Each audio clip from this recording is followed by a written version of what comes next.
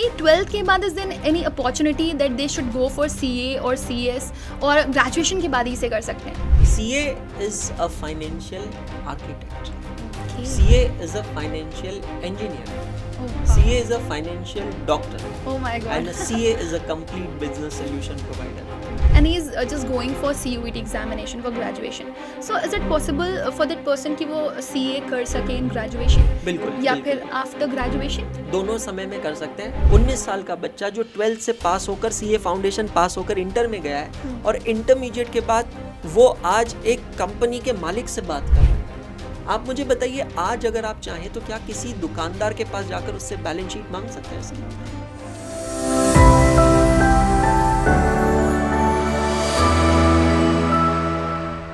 So as we heard, education is like an education and we are just like a drop.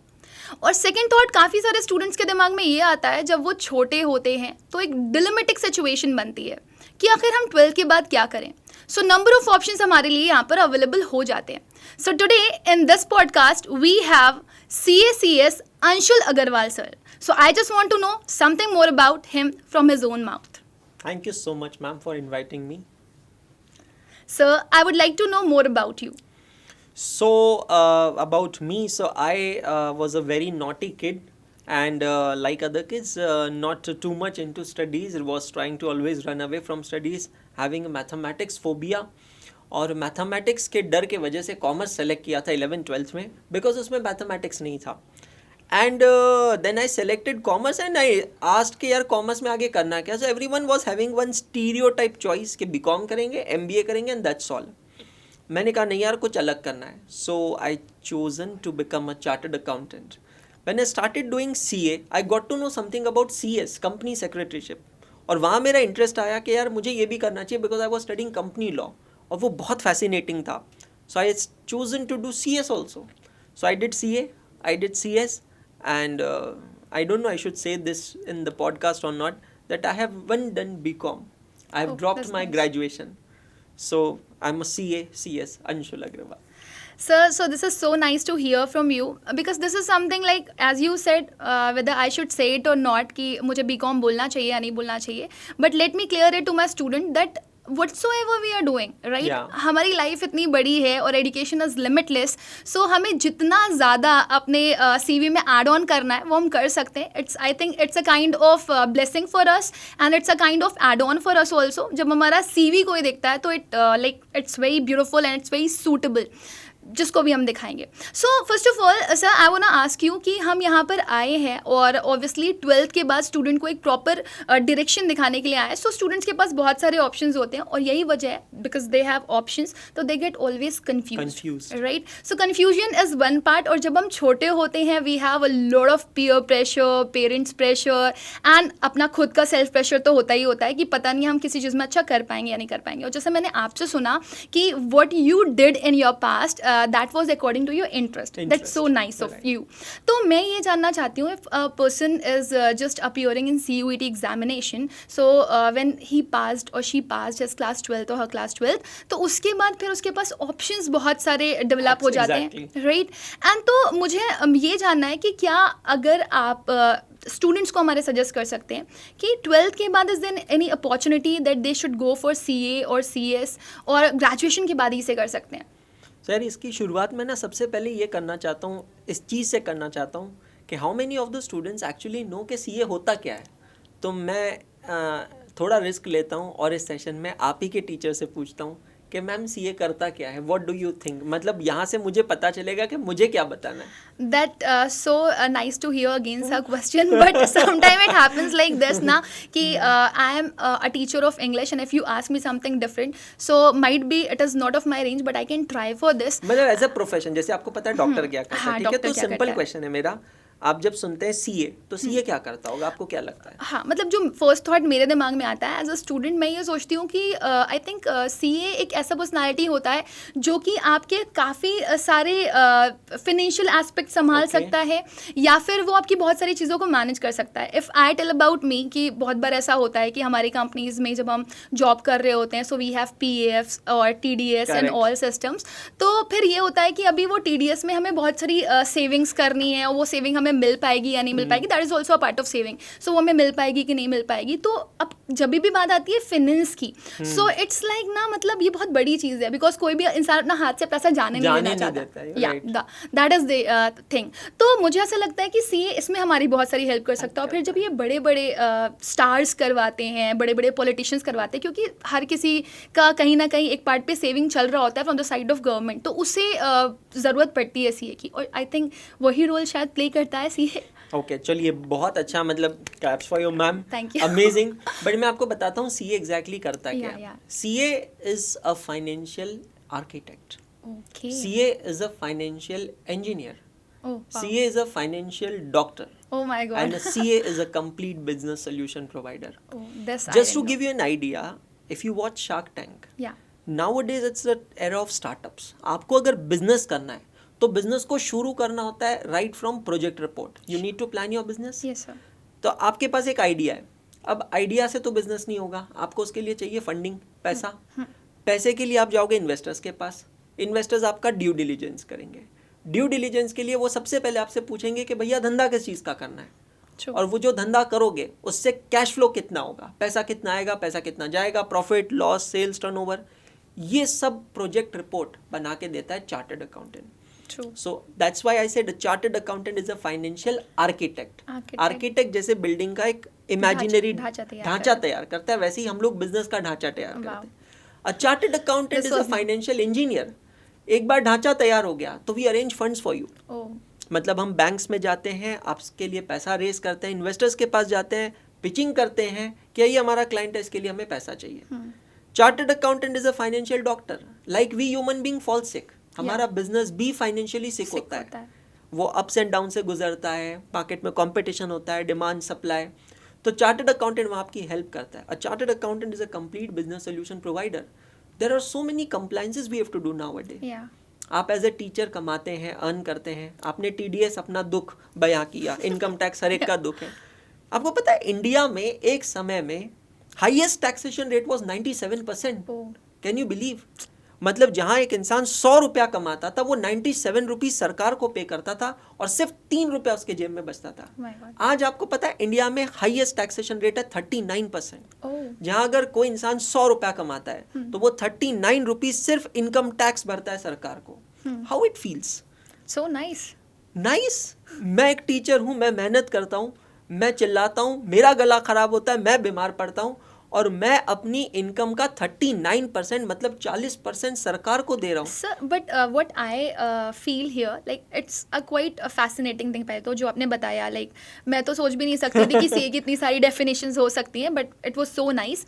But जहाँ पे हम 96-97% दे रहे थे और अभी हमें उसका हाफ का भी हाफ देना पड़ रहा है, तो आई think it's better for us. Now let me share another data with you. There are countries on this planet जहाँ पे taxation का rate is as low as 4%, 5%. Oh. And if you ask me the average taxation rate, it goes around 12 to 15%. Oh. मतलब मैं honestly यहाँ पर ये बताने आया हूँ कि CA क्या है. I was wrong. हम लोग अलग conversation में enter कर जाएंगे अगर हम taxation पे बात करेंगे. Trust me, हमारे देश में taxation बहुत high है. Okay. मतलब मैं ये एक point यहाँ पे raise करना चाहता हूँ कि education पे हमारे देश में 18% GST है. आपको पता है? मतलब हर एक बच्चा जो अड्डा का सब्सक्रिप्शन लेता है वो 18% जीएसटी पे करता है. 2004 में इंडिया में सर्विस टैक्स एक्ट आया था जब ये जीएसटी का रेट था मात्र 4%. सो हम 4% से 18% तक पहुंच गए. हैरानी की बात है कि हाथों पे लगाने वाली मेहंदी का कोन जो है ना, उस पे इंडिया में जीएसटी लगता है 5 से 9%, लेकिन शिक्षा पे जीएसटी लगता है 18%. तो India is one of the highest taxed country. Keeping apart, ये सिर्फ एक एस्पेक्ट है सीए का. If you want to go to a developed nation like New Zealand, Australia, और आपको उसका वीज़ा चाहिए तो उसकी वीज़ा की रिक्वायरमेंट है कि आपको एक नेटवर्थ सर्टिफिकेट चाहिए होता है. ये नेटवर्थ सर्टिफिकेट बनाता है एक चार्टर्ड अकाउंटेंट. आपके बुक्स ऑफ अकाउंट्स मेंटेन करता है chartered accountant, because as a businessman आप जानना चाहते हैं कि मेरा बिजनेस प्रॉफिट कर रहा है, लॉस कर रहा है. आप अगर कोई बिजनेसमैन नहीं है, सैलरीड एम्प्लॉई है, नए जॉब पे लगे, 2-3 साल बाद शादी करेंगे, खुद का घर लेंगे, बैंक में जाएंगे लोन मांगने के लिए, बैंक वाले आपसे 3 साल का इनकम टैक्स का रिटर्न मांगेंगे. वो रिटर्न भरता है चार्टर्ड अकाउंटेंट. और मैं तो टीचिंग में हूँ, सो मुझे लगता है सर अब्दुल कलाम आज़ाद ने कहा, I think that's exactly where you are, कि the if the best brains in the country becomes teacher, that will be really shaping our country, our future. So chartered accountant can also be teacher. Yeah, And this is true. entrepreneur is the best example. You look at Yeah. Namita Thapar, Yeah. you look at Aman Gupta. Aman Gupta. If I talk politics, you look at Piyush Goyal ji, he's a chartered accountant. You look at Kumar Mangalam Birla, he's a chartered accountant. True, true, true. Bollywood में chartered accountants हैं. मतलब the idols. CA is a profession, and let me share an important stats with you. In India, there are only 4 chartered accountants out of 10,000 people. That means अगर 10,000 लोग एक line में खड़े होंगे ना, तो उसमें से सिर्फ 4 लोग चार्टर्ड अकाउंटेंट्स हैं. मैं ये मानता हूँ कि शायद डॉक्टर की जरूरत पूरे 10,000 को है, चार्टर्ड अकाउंटेंट की 10,000 को नहीं होगी.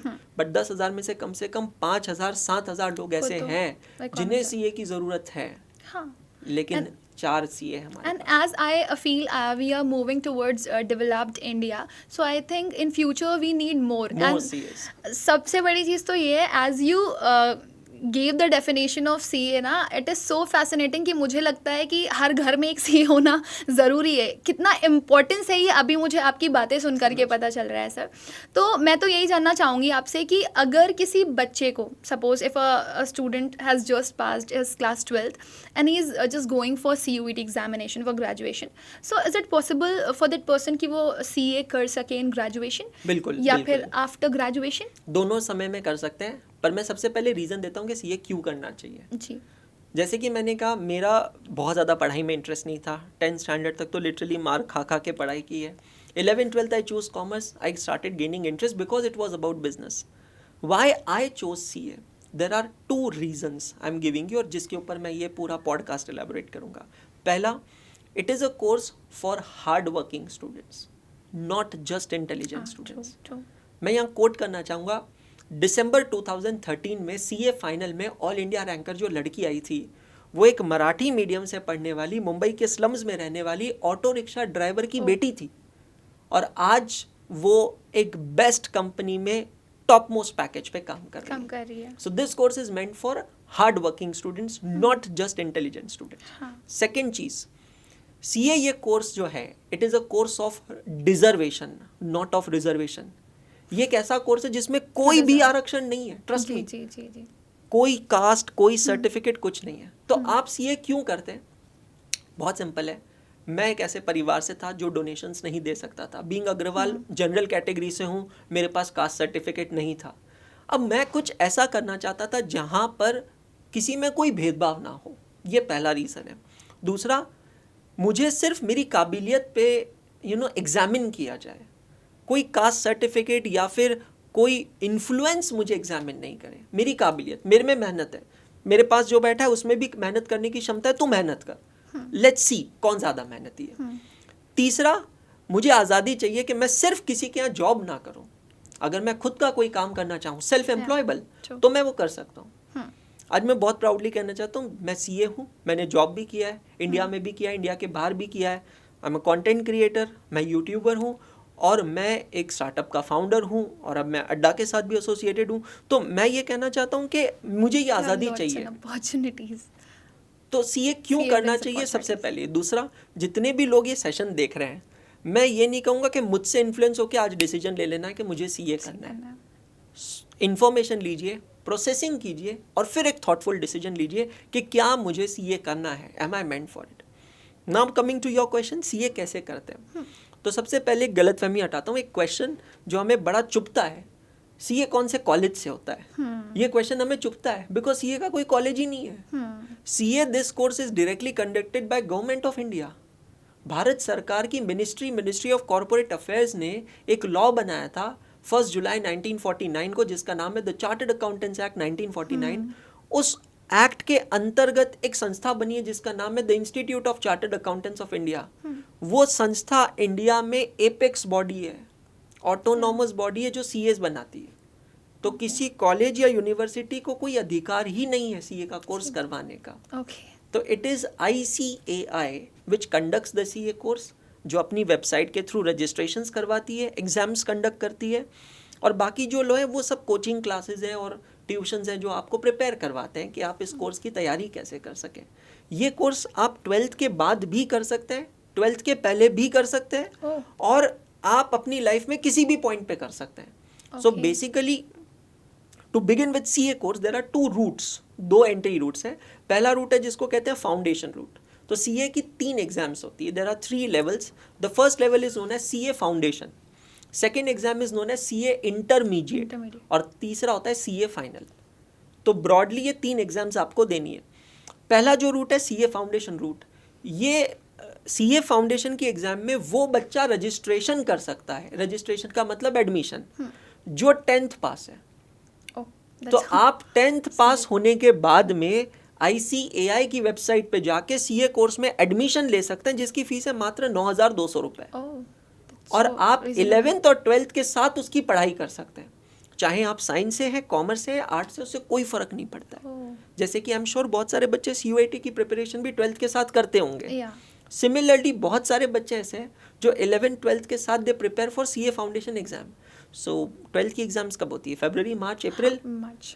उसके तुरंत बाद जून में CA की एग्जाम होती है. Oh, CA foundation exams are conducted 3 times a year. आप अगर 12th के साथ प्रिपेयर कर रहे हैं तो आप उसी साल जून की एग्जाम दे दीजिए. अगर आप प्रिपेयर्ड नहीं है तो उसके बाद सितंबर में एग्जाम होगी, वो दे दीजिए. फिर भी प्रिपेयर्ड नहीं है तो जनवरी में एग्जाम दे dीजिए. that's nice. So You have There- 3 opportunities you in have a year. 3 opportunities and you have complete 2 years. Okay. अब आप 10th के बाद तुरंत चालू कर सकते हैं, 11th में कर सकते हैं, 12th में कर सकते हैं. कुछ बच्चे हैं जो 12th की एग्जाम्स देने के बाद भी करते हैं प्रिपरेशन. अब दूसरा जो रूट है उसको कहते हैं डायरेक्ट एंट्री रूट. ये रूट उन लोगों के लिए जो ग्रेजुएट हो चुके हैं या ग्रेजुएशन में है. Okay. सो अगर आपने बस मिस कर दी है फाउंडेशन की, कोई हरकत नहीं है. आप अगर ग्रेजुएशन लास्ट ईयर में है या ग्रेजुएट हो गए, फिर कोई भी एज हो, अपर एज कुछ नहीं है. It may be 80 years, 90 years, 100 years. That's so nice. तो आप किसी भी एज में सीधा CA इंटरमीडिएट की एग्जाम दे सकते हैं. मतलब 3 में से 2 एग्जाम्स देनी है, एक एग्जाम माइनस हो गई. That is known as direct entry route. Oh, So this is how you enter the CA exams. amazing, amazing. मतलब it's like a kind of tree जिसकी branches multiple हैं Multiple. and आप कहीं से भी उस पे enter करना चाहो तो आप enter कर सकते हो. This is so nice. So जब आप बता रहे थे कि CA में बहुत सारी opportunities हैं, बच्चे को CA क्यों करना चाहिए, तो there was a question जो कि मेरे दिमाग में आ रहा था और मैं बहुत ही curious हूँ उस चीज़ को जानने के लिए. मैंने सुना है, I don't know कि अभी ये होता है या नहीं होता है, कि अगर आप CA कर चुके हो या फिर आप CA इंटरमीडिएट कर भी रहे हो, सो यू हैव अपॉर्चुनिटीज़ कि आप अपने घर बैठ कर के भी you can earn. You are absolutely right. Partially उसको मैं कहता हूँ you earn while you learn. So in CA we have a 2 years practical training. Okay. After you complete CA intermediate, आपको 2 साल किसी प्रैक्टिसिंग CA के ऑफिस में जाके काम करना पड़ता है. पड़ेगा. वो प्रैक्टिकल ट्रेनिंग इस कोर्स को बहुत बेहतरीन बनाता है. ट्रस्ट मी, हम लोग हॉस्पिटल्स में जाते हैं, हमें यंग डॉक्टर्स वहाँ दिखते हैं वाइट एप्रन्स पहने हुए. वो एक्चुअली डॉक्टर्स नहीं होते हैं, हाँ, they are interns. they are interns. You are Yeah. exactly right. Because medical profession is a serious profession. How do you expect that someone will just read books, give some exams and become a doctor? हाँ, you need some You physical. need to have practical, physical, internship, yeah. articleship. Similarly, finance is also a serious profession. Seriously.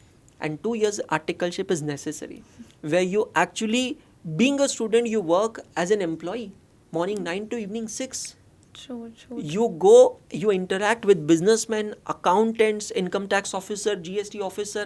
I mean, this is so adventurous that एक 18 साल का बच्चा, 19 साल का बच्चा जो 12th से पास होकर CA फाउंडेशन पास होकर इंटर में गया है और इंटरमीडिएट के बाद वो आज एक कंपनी के मालिक से बात कर रहा है. आप मुझे बताइए, आज अगर आप चाहें तो क्या किसी दुकानदार के पास जाकर उससे बैलेंस शीट मांग सकते हैं उसकी? उसको पूछ सकते हैं, भाई तू धंधा कैसे कर रहा है, तू कहाँ से? नहीं, Not possible. वो बाहर निकाल देगा. Obviously. बट जब आप एज एन आर्टिकल जाते हैं ना, एज अ CA इंटर्न जाते हाँ. हैं, you have authority, you earn while you learn. Yeah. So you get stipend. So it's very interesting to share. मैंने जब अपनी आर्टिकलशिप चालू की थी, मेरी पहले महीने की स्टाइपेंड थी 540 रुपये. Oh. मेरे समय 3.5 साल की आर्टिकलशिप थी और लास्ट मंथ की स्टाइपेंड थी 20,000 रुपये महीना. So it was a journey from 540 to 20,000. 20,000. And तो that is अर्निंग big. पे कोई लिमिटेशन नहीं है. True. You earn immensely. And I think sir, मतलब मैं तो ऐसा फील कर पा रही हूँ आपकी बातों से कि एक एज होती है, that is just a number, और एक एक्सपीरियंस होता है.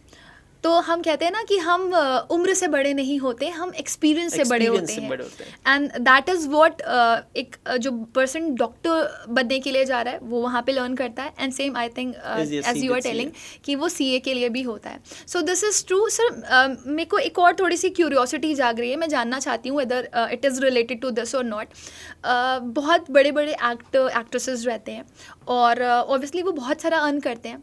अब अगर हम अपनी सैलरी बताएं तो शायद हमारी तो नेग्लिजिबल होगी उनके आगे, और हम भी चाहते हैं कि हम हमारा पैसा इन्वेस्ट करें, तो उनके पास तो बहुत सारा पैसा होता है, दे इन्वेस्ट, राइट. तो मतलब लाइक जब वो इन्वेस्ट करते हैं, so for this also they need a CA जो उन्हें सजेस्ट कर सके और मार्केट को एनालाइज कर सके और ये बता सके कि उन्हें कहाँ स्पेंड करना है या कहाँ इन्वेस्ट करना है या कहाँ से पैसा निकालना है या कहाँ रखना है. Or my question is relatable, or I think no, I'm going out that's a of very that. good question.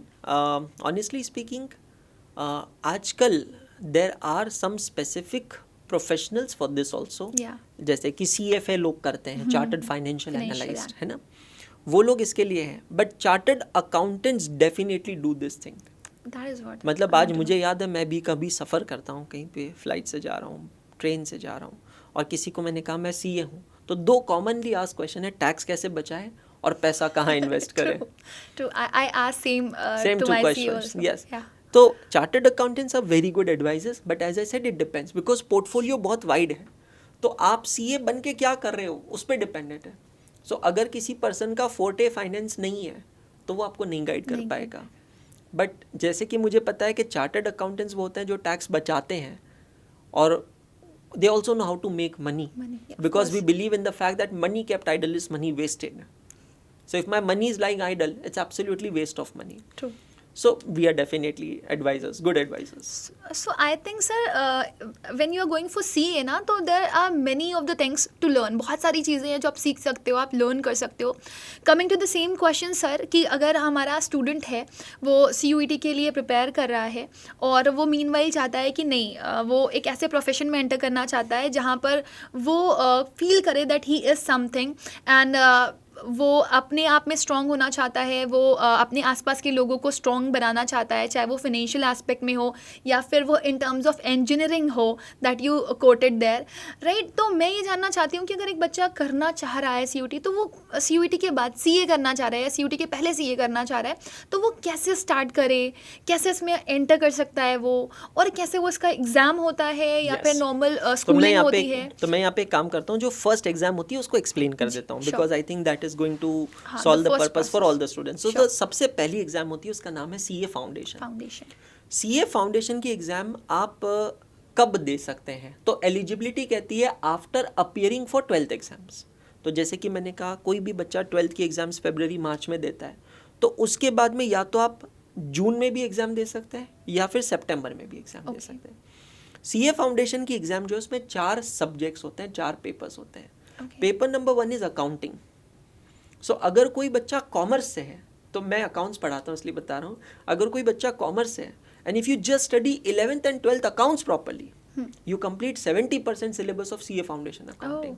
You have same topics. मतलब जो भी व्यूअर्स या कॉमर्स के व्यूअर्स देख रहे हैं, bank reconciliation, rectification, depreciation, final accounts, bills of exchange, they all are similar topics. So shall we go to the depth of it, or it's like मतलब हमने 12th पढ़ लिया है and it will be like okay exam. Difference ये है कि 11th 12th mechanical है, but CA conceptual है.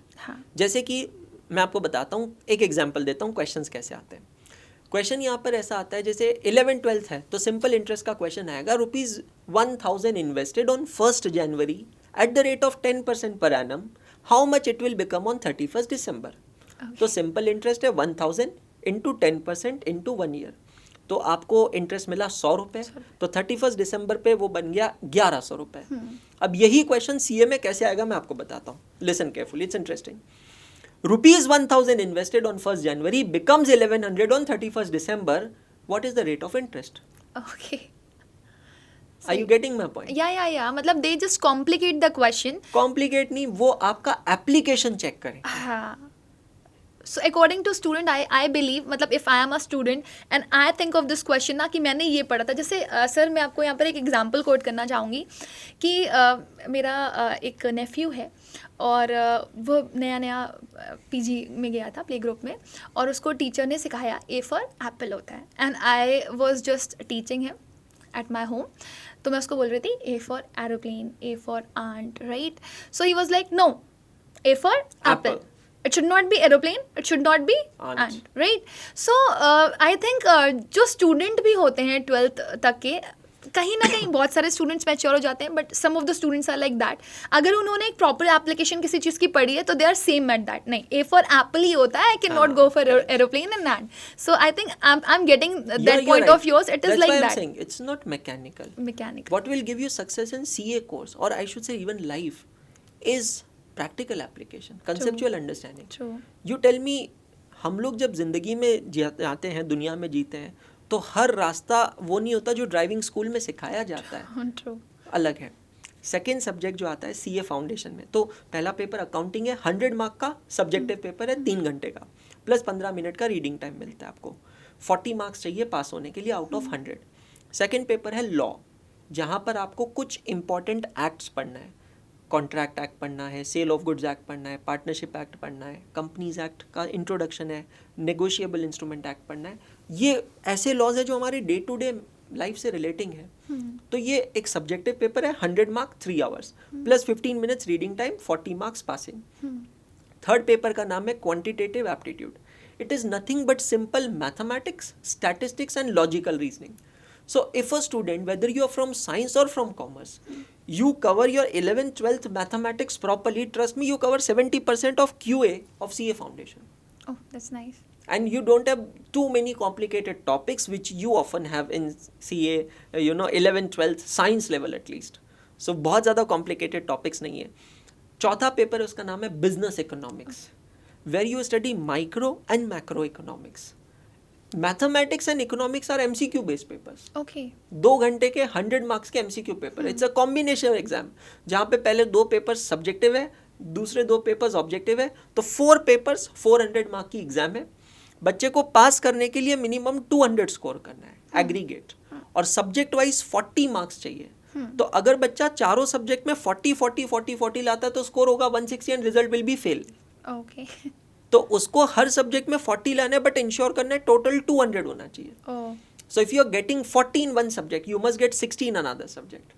That is where you do SWOT analysis, Yeah, right? yeah. So ये एग्ज़ाम जो है ये 7 डेज में कंडक्ट होती है. अल्टरनेटिव डे पेपर्स होते हैं इसके. पूरी इंडिया में अलग अलग शहरों में एग्ज़ाम होती है. और इसकी प्रिपरेशन करने में जो हम लोग क्लासेस करवाते हैं, चारों सब्जेक्ट की क्लासेस करने में तकरीबन 4 से 5 महीने का समय लगता है. So teaching wise, if I say, it's like 500 hours of teaching we do for these 4 subjects for a learner to prepare for this exam. अब एवरेज रिजल्ट इसका लगता है तकरीबन 25 से 30%. तो if 100 students appear, 25-30 students pass होते हैं, बाकी नहीं होते हैं. और खर्चे की मैं अगर बात करूं तो CA इंस्टीट्यूट की जो रजिस्ट्रेशन फीस है इस कोर्स की, CA फाउंडेशन की, दैट इज़ 9,200, और एग्जामिनेशन फीस है 1,500. तो 10,700 रुपये सिर्फ खर्चा हुआ है. और अगर आप सपोज एक एग्जाम में फेल हो जाते हैं तो अगले एग्जाम में वापस सिर्फ 1,500 रुपये आपको भरना है. बाकी तो जब आप प्रिपरेशन करते हैं तो जो क्लासेस आप ज्वाइन करते हैं उसकी जो भी फीस लगती है, that's a different thing. That's nice. You have told a lot of things about this. Asa, one more I want to look behind the point. So the point is, as you said, for those students who are who opted for commerce, for them it is easy because whatsoever they have in class 12th वही उनके exam में आना है. But how different it's gonna be for दो students जो कि science stream के हैं या ह्यूमैनिटीज़ के हैं, या कितना ज़्यादा मेहनत उन्हें करना पड़ सकता है. मैं आपको एक बहुत इंटरेस्टिंग स्टैट शेयर करता हूँ, ठीक है? थोड़ा मैथमेटिकल है, आप समझिएगा. Total number of students who appeared for CA foundation exam, I told you average result 25%. अब मैं इसको स्प्लिट करता हूँ between commerce student and non commerce, जिसमें ह्यूमैनिटी साइंस सब आ गया. Now let us try to find out the passing percentage only of the commerce students and non commerce students. आपको क्या लगता है कि नॉन कॉमर्स स्टूडेंट्स का पासिंग परसेंटेज कॉमर्स स्टूडेंट के पासिंग परसेंटेज से कम होगा, ज़्यादा होगा, सिग्निफिकेंटली कम होगा? What do you think? Sir, जो मेरा पास एक्सपीरियंस रहा है, मतलब एक तो सबसे बड़ी चीज़ ये होती है when we just come out of class 10th। तो 11th में जैसे ही हम आते हैं हमारे पास पीर प्रेशर इतना ज़्यादा होता है कि नहीं साइंस स्ट्रीम लेनी है, if you are going for commerce and humanities, oh you are humanities student, you are commerce student. So it's a kind of like मतलब स्टीरियोटाइप कि Correct. यही लेना है। तो वो बच्चा ना मतलब प्रेशराइज होकर के वो जाता है लेता साइंस है, स्ट्रीम हाँ. की तरफ, और फिर वो अपनी इंटरेस्ट की तरफ नहीं जाता है, जबकि Correct. Literally there are so many students are very very talented and they can opt for this. तो अब कॉमर्स के स्टूडेंट की मैं बात करूं, मैंने जितने भी अपने फ्रेंड्स वगैरह से पूछा है, तो सबसे पहली चीज़ it is an interesting subject, because जैसे ही आप इसमें एंटर करते हो you get to know so many things, business, बहुत कुछ business, and you know how to grow yourself. आप अपना ग्रोथ जान जाते हो कि आपको कैसे करना है, और फिर क्योंकि उन्हें इंटरेस्ट आने लगता है तो they score better than the students who are in science stream. तो it's like that. Humanities I feel more it is more about learning और mug up, right. So I believe being a commerce student, एक तो आपको learn करने के लिए भी बहुत कुछ मिल रहा होता है, और हाँ अगर आप अच्छे से पढ़ रहे हो so you are going to score good. तो मैं आपको फैक्ट बताता हूँ, अगर मैं इसको स्प्लिट करूँ ना, हाँ आपको जान के हैरानी होगी कि साइंस के स्टूडेंट्स का जो पासिंग परसेंटेज है it is almost equal to commerce student passing percentage, और at times it even exceeds. ओ अब ये क्यों है? क्योंकि आपने कहा कि कॉमर्स के बच्चे के लिए जर्नी बहुत स्मूथ है क्योंकि उनके ही सब्जेक्ट है। आंसर है नो। कॉमर्स वाले के लिए सिर्फ अकाउंट्स और इकोनॉमिक्स सिमिलर है। ओके लॉ तो नया है, Law कॉमर्स में लॉ नहीं पढ़ते हैं, ट्रू और मैथमेटिक्स तो QA. काफ़ी लोगों का फियर होता है। या ट्रू साइंस वाला स्टूडेंट जो होता है उसको सिर्फ मैथमेटिक्स आता है, लेकिन साइंस वाला स्टूडेंट जो है ना वो एक डर के साथ आता है। वो सोचता है कि यार मुझे अकाउंट्स नहीं आता है, मुझे इकोनॉमिक्स नहीं आता है, मुझे लॉ नहीं आता है, मुझे डे वन से मेहनत करनी है।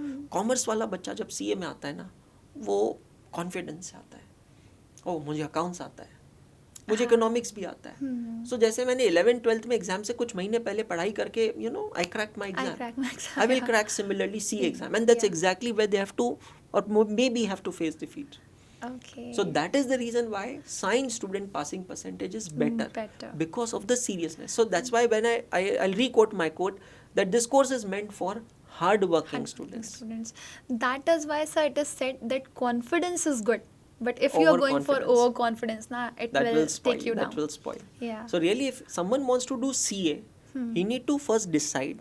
मुझे अपने माइंड, मैं ये नहीं कह रहा हूँ आपको संन्यास लेना है, हाँ. ऐसा बिल्कुल नहीं है। मतलब मैं मेरी बात बताऊँ, I am an Indian Idol contestant, I was a flight steward, उसके बाद में मैं मॉडलिंग करता था, मैं बहुत सारी चीज़ें करता था। तो मैंने अपनी लाइफ फुलेस्ट जी है, और मैं फर्स्ट अटेम्प्ट में CA क्लियर किया, मैंने फर्स्ट अटेम्प्ट में CS भी क्लियर किया। It's nice. तो very मुझे ये nice. लगता है कि it's all based on your interest. Interest. आप एग्जैक्टली क्या करना चाहते हैं। Hmm.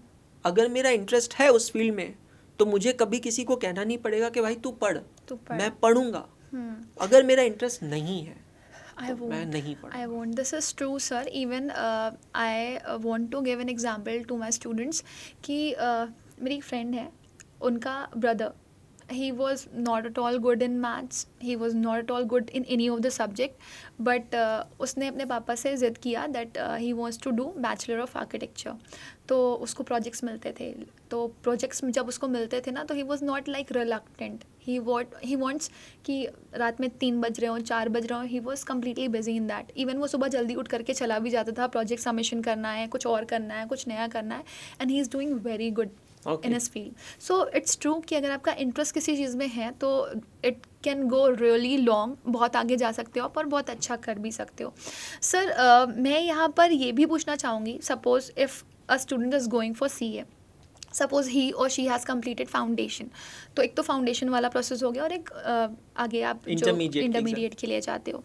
So what about after this, like मतलब अगर आप इसके बाद जा रहे हो तो आपका फाउंडेशन की एग्जाम हो जाती है, हाँ. फिर आप वापस CA इंस्टीट्यूट में रजिस्ट्रेशन करते हो इंटरमीडिएट के लिए. Again registration is nothing but simply taking admission, but it all happens online. You can visit ICAI.org, this is the website. Intermediate course में आप रजिस्ट्रेशन करते हो, वहाँ 6 पेपर्स हैं, all 6 papers are subjective papers. 1 साल उसकी तैयारी करते हैं और 1 साल के बाद उसकी एग्जाम देते हैं. तो सपोज आपने फाउंडेशन जून में दिया है तो अगले साल जून में इंटरमीडिएट होगा.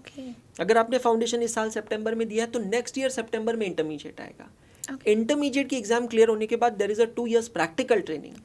You have to prepare for CA final morning evening, पूरा दिन आपको ऑफिस में काम करना है और 2 साल के बाद आपको CA फाइनल की एग्जाम देनी है. And once you clear that exam you are a chartered accountant. That means if I count all my whole year for CA, If you start, if someone starts, I'll tell you the best the best time to start CA course is after you pass 11th standard. Oh.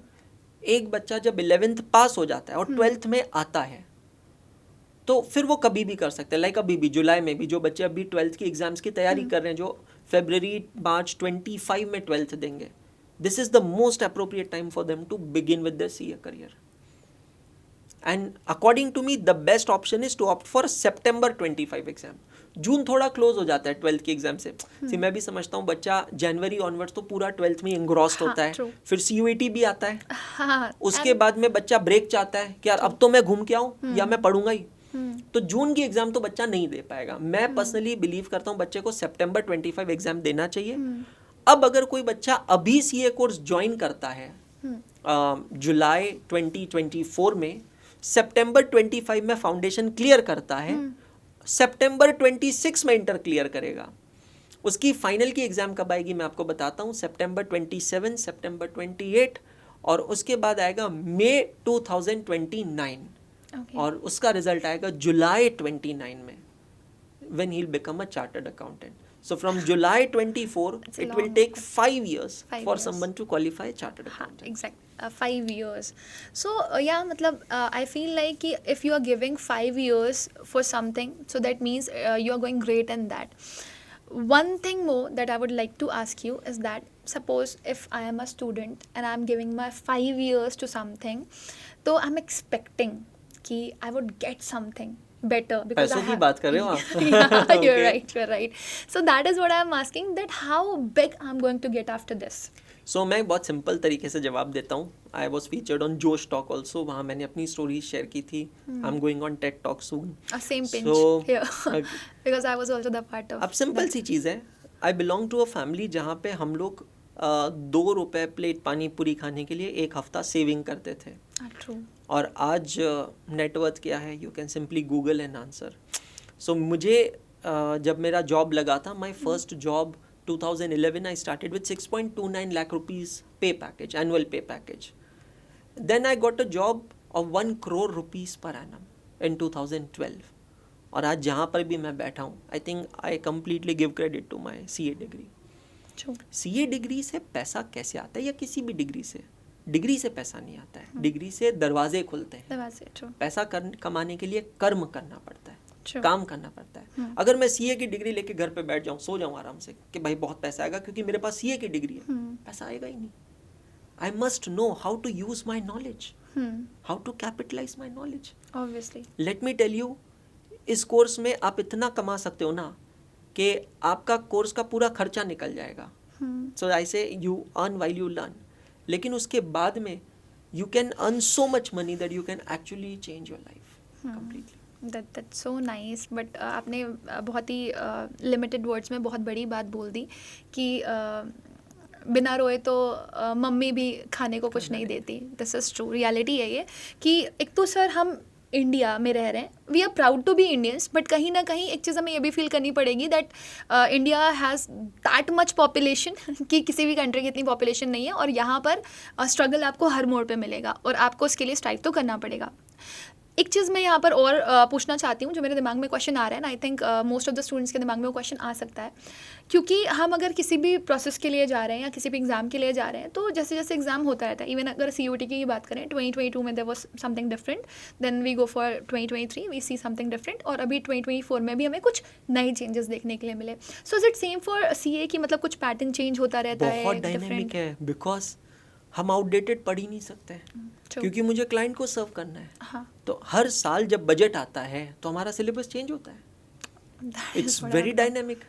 I mean मुझे लगता है UPSC के बाद CA एक ऐसा course है जहाँ पर इतना डायनामिज्म है.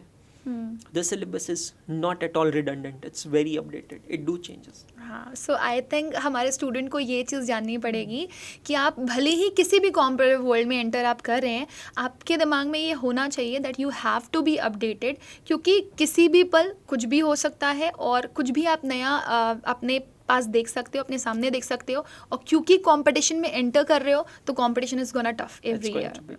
ट्रू. सर एक और चीज़ जो मेरे को बहुत देर से दिमाग में आ रही थी, मेरा डिस्कशन चल रहा था किसी से, so there was one sir and he was very simple at that. मतलब उन्होंने कहा CA, जैसे यू सेड ना, CA कोई भी कर सकता है, लाइक साइंस वाला स्टूडेंट भी कर सकता है और कॉमर्स वाला स्टूडेंट भी कर सकता है, ह्यूमैनिटीज़ वाला स्टूडेंट भी कर सकता है. But one thing is that मुझे पता है कि CA कोई भी कर सकता है, लेकिन CA हर किसी के बस की बात नहीं है, ये भी लोग बोलते हैं. ये डिपेंड करता है. हाँ, मतलब मैं तो ये इस कहता हूँ चीज़ कि का आंसर आप चाहते क्या हैं. करना चाहते हैं अपनी लाइफ से. मेरे हिसाब से ना CA कोई कोर्स नहीं है. CA एक इमोशन है, ये एक फीलिंग है. और कहते हैं ना, जब तक बम में पेन नहीं होगा लाइफ में गेन नहीं होगा. बहुत सिंपल है.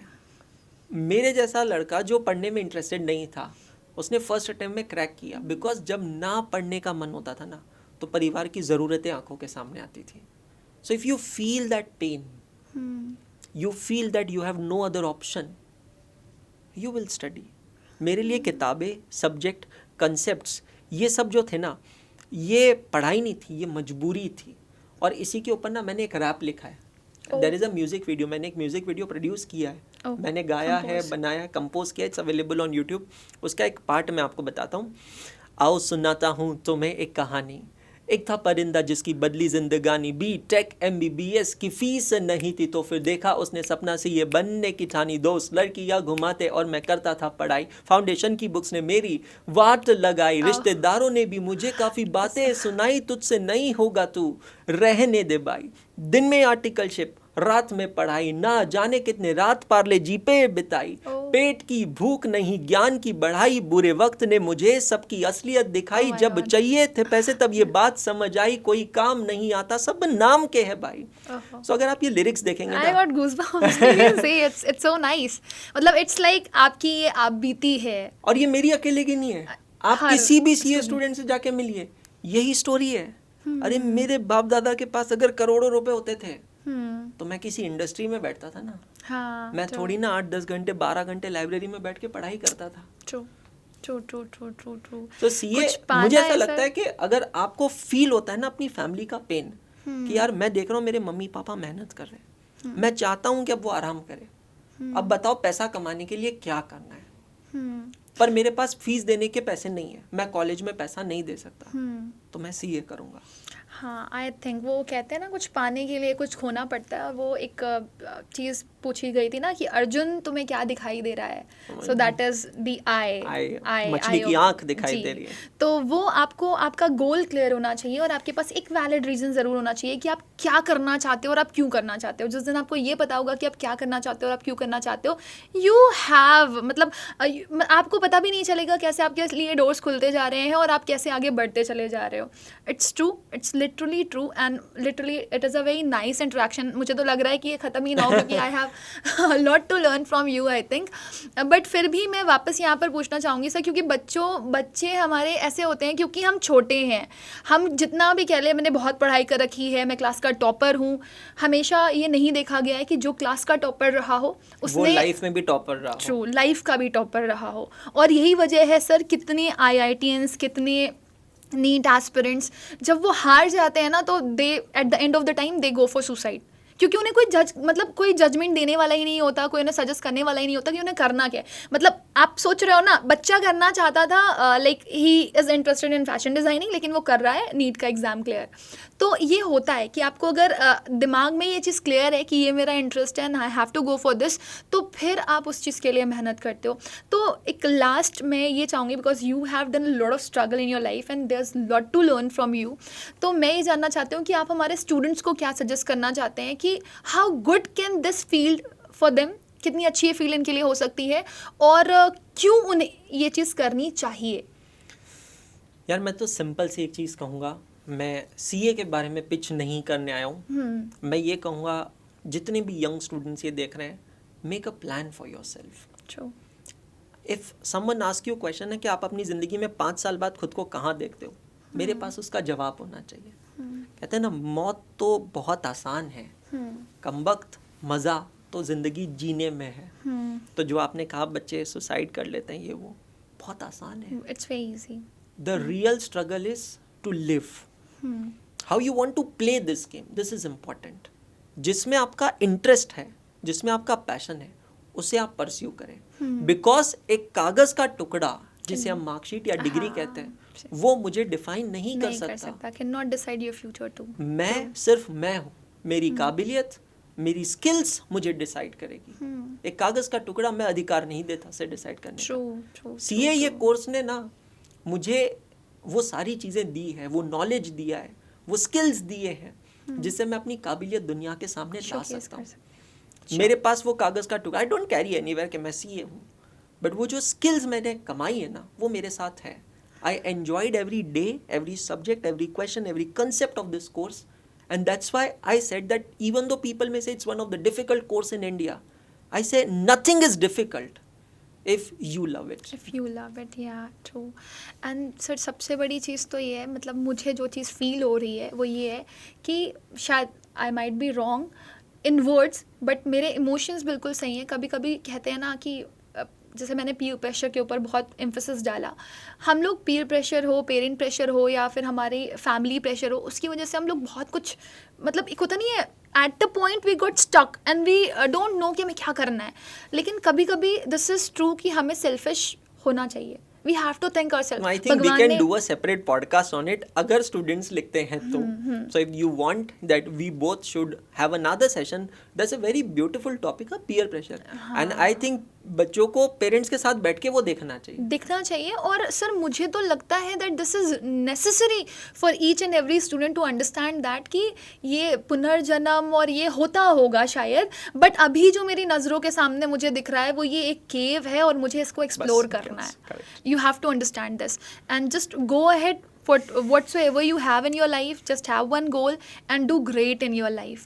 At last I would like to thank sir कि वो यहाँ पर आए, उन्होंने एक इतना अच्छा प्लेटफॉर्म हमें मिला कि वो अपने आप को बता पाए कि उन्होंने क्या स्ट्रगल किया है लाइफ में, और वो आपको सीए की इंपॉर्टेंस बता पाए जो हर कोई आपको नहीं बता पाता है। और शायद कहीं ना कहीं इसी पॉइंट को लेकर के आप कंफ्यूज हो जाते हो। मैं जाते जाते सर को थैंक यू तो बोलना चाहूँगी और साथ में ये भी बताना चाहूँगी कि वो हमारे साथ लॉन्ग टर्म तक जुड़े रहे, ताकि वो हमारे स्टूडेंट्स को जो सीए करना चाहते हैं, वो want to explore this field, वो इसमें एंटर करना चाहते हैं और इसमें अपना करियर बनाना चाहते हैं, उनको गाइड करें। और मैं सर से भी जानना चाहूँगी कि सर का एक्सपीरियंस कैसा रहा हमारे पॉडकास्ट का, और मुझे बहुत अच्छा लगा। It was wonderful interacting with you. Thank you so और much. it's always crazy to interact with people of different genre, different subjects, because फिर आपको पता चलता है बाकी लोग कैसे सोचते हैं। और जैसे मैंने कहा कि thanks to all the viewers, अगर आप लोग चाहते हैं कि हम लोग वापस आए किसी दूसरे टॉपिक पे बात करने, तो आप डेफिनेटली इस वीडियो के कमेंट में कमेंट करके बताइएगा that yes we want another podcast from Anshul sir and ma'am, so we will definitely come for you. और बस जाने से पहले इतना ही कहूँगा, पढ़ते रहो, सीखते रहो, आगे बढ़ते रहो, क्योंकि पढ़ना बंद तो सीखना बंद, और सीखना बंद तो आगे पढ़ना बंद। Thank you so much.